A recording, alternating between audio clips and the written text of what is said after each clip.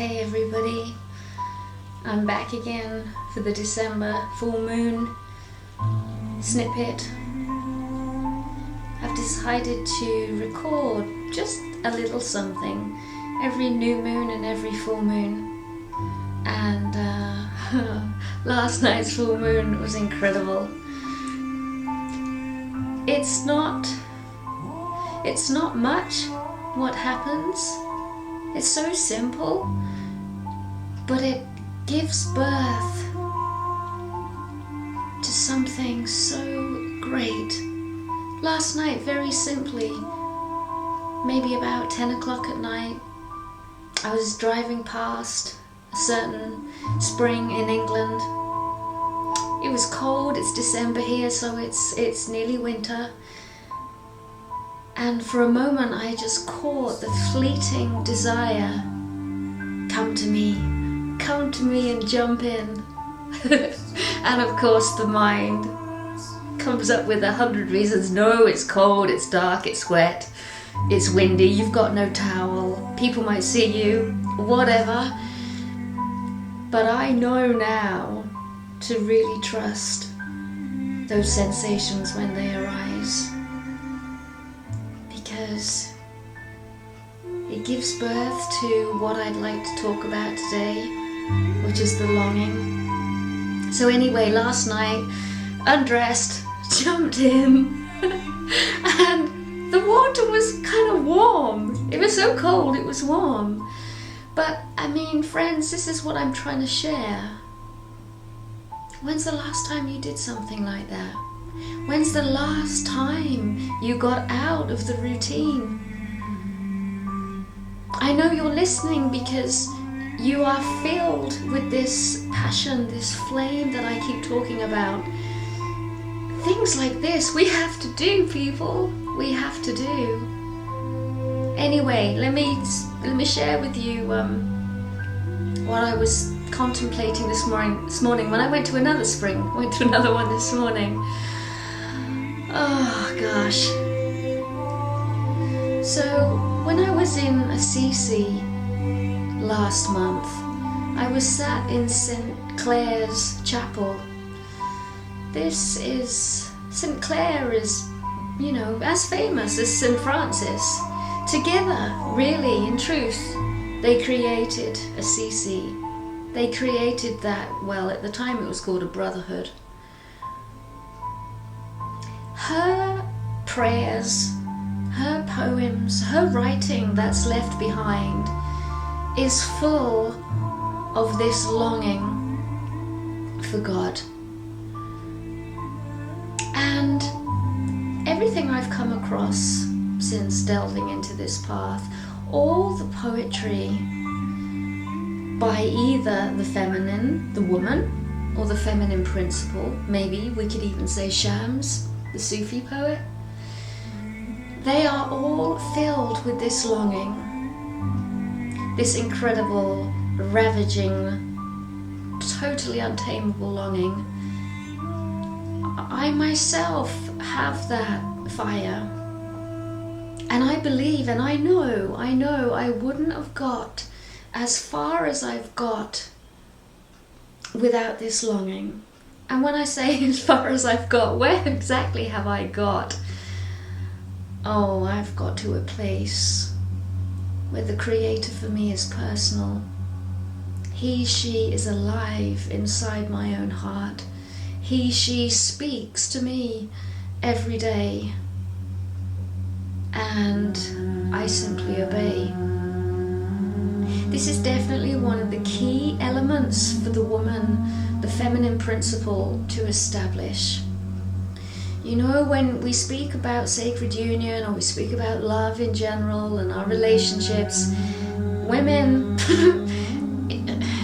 I don't feel it's gonna happen if we stay rooted in this very two-dimensional, three-dimensional even, concept of how we have once viewed love, what I call the human love. That's not going to get us there, women. And especially if you saw the earlier clip about the carriers of the flame. we ain't gonna do much with this human, ordinary love. We have to come so close. We have to follow the longing. I remember I've been speaking to some women, they don't even know what I mean when I say the longing. So I tell them, just turn back to prayer and ask to feel your Creator. Ask to feel the hand that created you. Ask to feel the desire. Ask to feel your original birth. And those prayers should lead to a huge awakening in your heart. And as for the men, I was contemplating, as I said this in St. Clare's Chapel. So if the woman, she really tunes into her longing, what is it that the masculine does? What is it that the man does? Well, he tunes into his gratitude. He looks 360 degrees throughout his whole existence. And he simply begins the process of saying thank you. Wave after wave, he builds up these feelings of gratitude. Do you not feel the masculine can experience the sense of longing that the woman does? And as for becoming enraptured with gratitude, I don't feel, I know I wouldn't become enraptured with gratitude. For sure I can feel grace, but it's the longing that kind of aligns me with my true nature. You see, the thing is, it's all to do with energies, it's all to do with embodiment, it's all to do with what's happening inside of your body. These are all energetic keys that unlock and open up aspects in the psyche so that we can experience more profound Gnostic mysteries. And when you experience something like this, it's lasting, it stays with you, it carves something open so deep in your essential nature. The moment may arise and it may diminish, but the experience lives on. The essential aliveness of that experience lives on. And it's these experiences